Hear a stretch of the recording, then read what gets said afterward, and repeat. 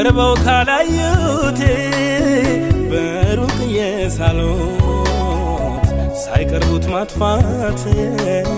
የሰው ማንነቱ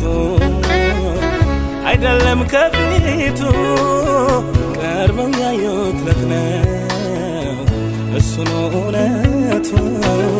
እሱ ነው እውነቱ